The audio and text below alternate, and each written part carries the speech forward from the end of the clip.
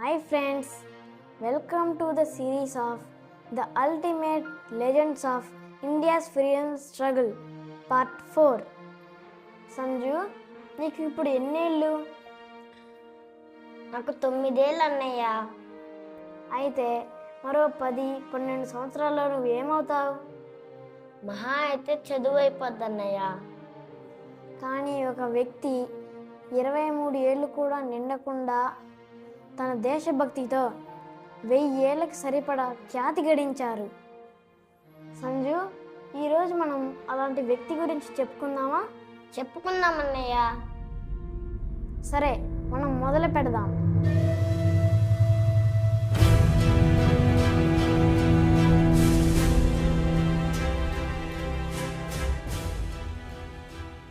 ఒక మనిషి తన కోసం బ్రతికితే అతని జీవితం ముగుస్తుంది. కానీ దేశం కోసం బ్రతికి దేశం కోసం మరణిస్తే అతని పేరు శాశ్వతంగా చరిత్రలో నిలిచిపోతుంది. ఆయన భారత స్వాతంత్ర పోరాట చరిత్రలో ధైర్యానికి, త్యాగానికి, దేశభక్తికి ప్రతీకగా నిలిచిన మహావీరుడు. కేవలం 23 సంవత్సరాల వయసులోనే నవ్వుతూ ఉరికంబాన్ని ముద్దాడిన ఆయన కోట్లాది భారతీయుల హృదయాల్లో శాశ్వత జ్యోతిగా వెలుగుతున్నారు.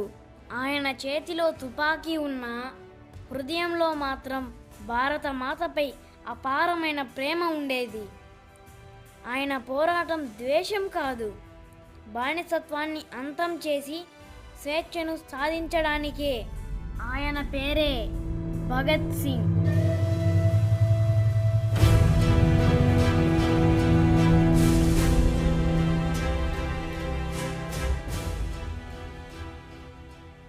ఈరోజు మనం అనుభవిస్తున్న స్వేచ్ఛ వెనుక భగత్ సింగ్ వంటి మహనీయుల త్యాగం, ధైర్యం, అచంచల సంకల్పం దాగి ఉంది. రండి, దేశం కోసం ప్రాణాలను సైతం లెక్క చేయని ఆ అమరవీరుడి జీవితాన్ని తెలుసుకుందాం. ఇది కేవలం ఒక కథ కాదు, ప్రతి భారతీయుడి హృదయాన్ని గర్వంతో నింపే చరిత్ర. ఇంకిలాబ్ జిందాబాద్, భారత్ మాతాకి జై.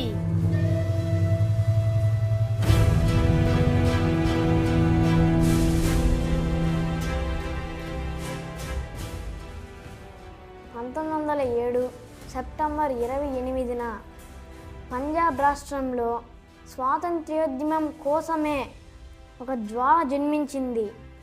ఆ జ్వాల పేరే భగత్ సింగ్.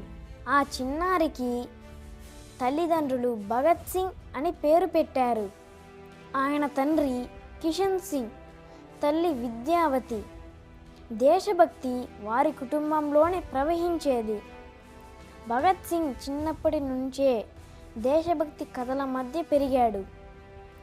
ఇంటికి స్వాతంత్ర సమరయోధులు వచ్చేవారు. బ్రిటిష్ పాలన వల్ల ప్రజలు ఎదుర్కొంటున్న కష్టాల గురించి చర్చలు జరిగేవి.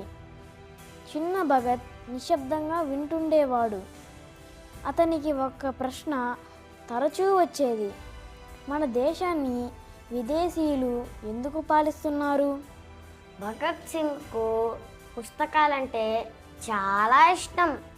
చరిత్ర, విప్లవాలు, మహానాయకుల జీవితాలు, ఇలా ఏది దొరికినా చదివేవాడు. ఆయనకు విద్య అంటే కేవలం పరీక్షలో మార్కులు కాదు, దేశాన్ని మార్చడానికి జ్ఞానం కూడా ఒక ఆయుధం అనే నమ్మకం చిన్నప్పటి నుంచే పెరిగింది. ఆయన కుటుంబం కూడా దేశభక్తితో నిండిపోయింది.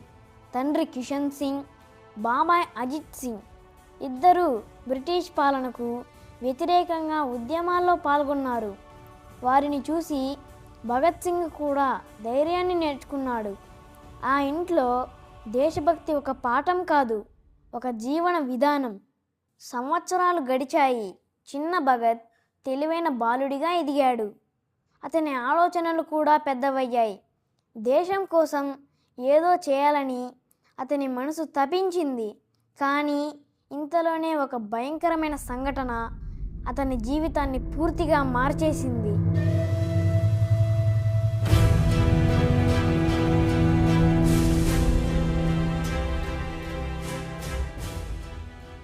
ఫ్రెండ్స్, చరిత్రలో కొన్ని రోజులు క్యాలెండర్లోని తేదీలు మాత్రమే కావు.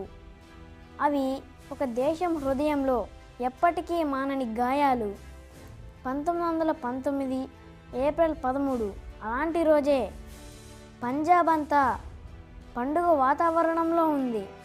కుటుంబాలు ఆనందంగా గడుపుతున్నాయి. అదే సమయంలో అమృత్సర్లోని జలియన్ వాలా బాగ్లో వేలాది మంది ప్రజలు శాంతియుతంగా సమావేశమయ్యారు. అక్కడికి బ్రిటిష్ సైనికాధికారి డయ్యర్ తన సైనికులతో చేరుకున్నాడు. కొన్ని క్షణాల్లోనే ప్రశాంతమైన ప్రదేశం రక్తంతో నిండిపోయింది. తుపాకులు ఆగకుండా గర్జించాయి. ప్రజలు ప్రాణాలు కాపాడుకోవడానికి పరుగులు తీశారు. కానీ బయటకు వెళ్ళే మార్గాలు చాలా తక్కువ.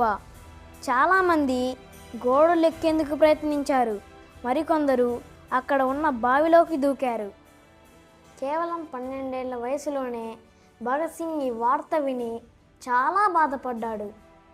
అక్కడ కనిపించిన దృశ్యాలు అతని జీవితాన్ని శాశ్వతంగా మార్చేశాయి. రక్తపు మరకలు, చిరిగిపోయిన బట్టలు, గోడలపై తుపాకీ గుళ్ళ గుర్తులు, ఏడుస్తున్న కుటుంబాలు.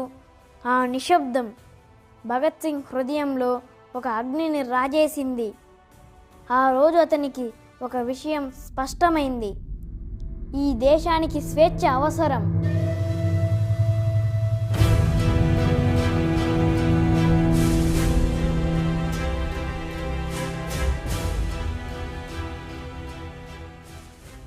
కాలం గడిచింది. భగత్ సింగ్ యువకుడయ్యాడు. ఇంట్లో వాళ్ళు ఆయన పెళ్లి గురించి ఆలోచించడం ప్రారంభించారు. కానీ ఆయన మాత్రం ఒక నిర్ణయం తీసుకున్నాడు.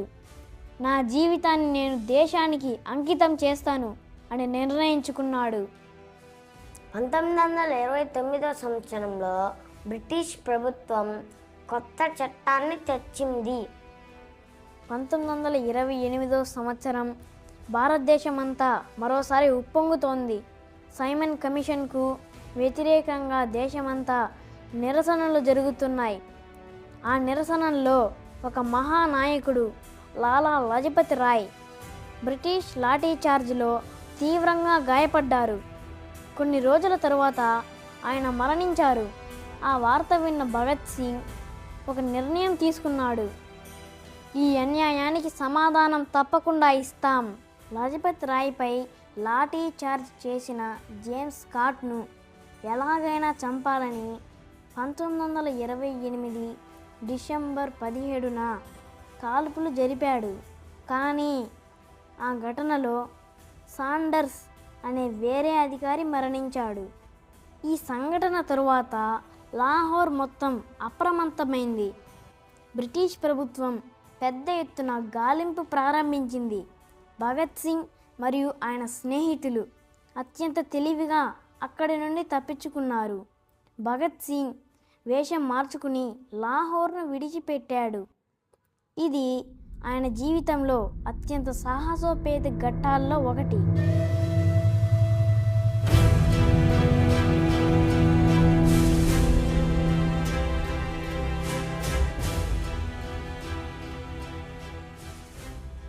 పంతొమ్మిది వందల 29వ సంవత్సరం బ్రిటిష్ ప్రభుత్వం భారతీయుల స్వేచ్ఛను మరింత పరిమితం చేసే చట్టాలను తీసుకురావాలని ప్రయత్నిస్తోంది. దానికోసం ఢిల్లీ సెంటర్లో అసెంబ్లీ జరుగుతుంది. సభ్యులు చర్చలో ఉన్నారు. అప్పుడే భగత్ సింగ్ బుటుకేశ్వర్ దత్ గ్యాలరీలో నిలబడ్డారు. సరైన సమయం కోసం ఎదురు చూశారు. ఆ తర్వాత 2 తక్కువ శక్తిగల బాంబులను ఖాళీ ప్రదేశం వైపు విసిరారు. పెద్ద శబ్దం వినిపించింది. పొగ అలుముకుంది. కానీ వారి ఉద్దేశం ప్రాణాలు తీయడం కాదు. అసెంబ్లీలో ఒక నినాదం మారుమోగింది, ఇంక్విలాబ్ జిందాబాద్. మరొక నినాదం, సామ్రాజ్యవాదం నశించాలి.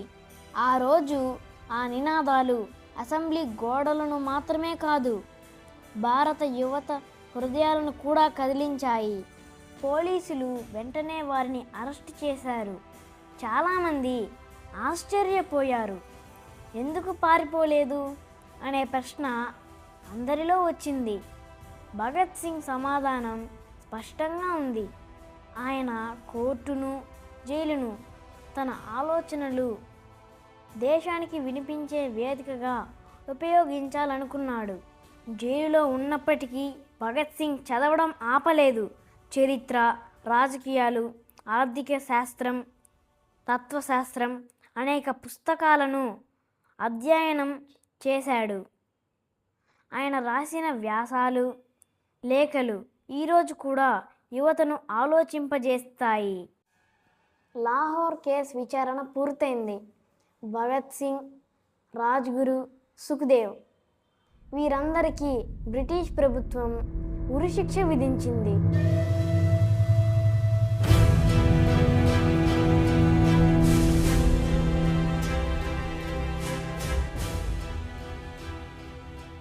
ఆ వార్త దేశమంతా వ్యాపించింది. ప్రజలు దిగ్భ్రాంతికి గురయ్యారు. దేశమంతటా ఒకే డిమాండ్ వినిపించింది: భగత్ సింగ్ను క్షమించండి. విద్యార్థులు ర్యాలీలు చేశారు. కార్మికులు నిరసనలు చేపట్టారు. అనేక నాయకులు శిక్షను తగ్గించాలని కోరారు. దేశంలోని ప్రతి ఇంట్లో ఒకే ప్రార్థన: ఈ ముగ్గురిని కాపాడండి. కానీ బ్రిటిష్ ప్రభుత్వం తన నిర్ణయాన్ని మార్చలేదు. 1931 మార్చి 23 సాయంత్రం లాహోర్ సెంట్రల్ జైల్ అధికారులు భగత్ సింగ్ను పిలిచారు. ఆయన ప్రశాంతంగా లేచాడు. చేతిలో ఒక పుస్తకం ఉంది. దాన్ని మూసి చిరునవ్వుతో బయటకు నడిచాడు.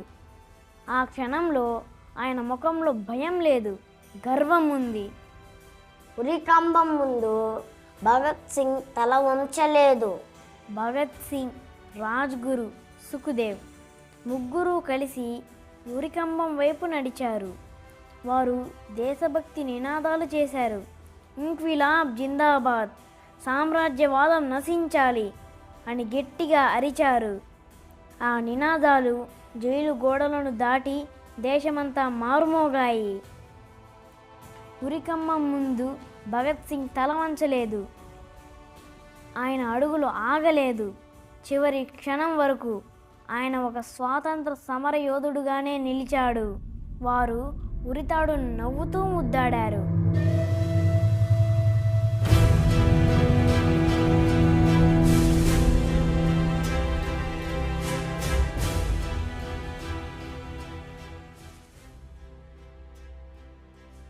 ఫ్రెండ్స్, 23 సంవత్సరాల వయసులో చాలామంది తమ భవిష్యత్తు గురించి కలలు కంటారు. కానీ భగత్ సింగ్ తన భవిష్యత్తును కాదు, భారతదేశ భవిష్యత్తును కలగన్నాడు. ఆయన శరీరం ఉరికంబం వద్ద ఆగిపోయింది. కానీ ఆయన ఆలోచనలు, ఆయన ధైర్యం, ఆయన దేశభక్తి ఈరోజు కూడా ప్రతి భారతీయుడి హృదయంలో సజీవంగానే ఉన్నాయి. అమరవీరుడు మన భగత్ సింగ్. భగత్ సింగ్ మరణించిన తర్వాత దేశమంతా దిగ్భ్రాంతికి గురయ్యింది. విద్యార్థులు, కార్మికులు, రైతులు, సాధారణ ప్రజలు అందరూ ఆయనను తమ కుటుంబ సభ్యుడిలా భావించి కన్నీళ్లు పెట్టుకున్నారు. కానీ ఆ కన్నీళ్లలో ఓటమి లేదు, ఒక కొత్త సంకల్పం ఉంది. ఫ్రెండ్స్, ఈరోజు మనం ఒక గొప్ప దేశభక్తుడి గురించి తెలుసుకున్నాం కదా. రేపు మరొక గొప్ప వీరుడి గురించి తెలుసుకుందాం. అప్పటి వరకు సెలవు. Thank you for watching.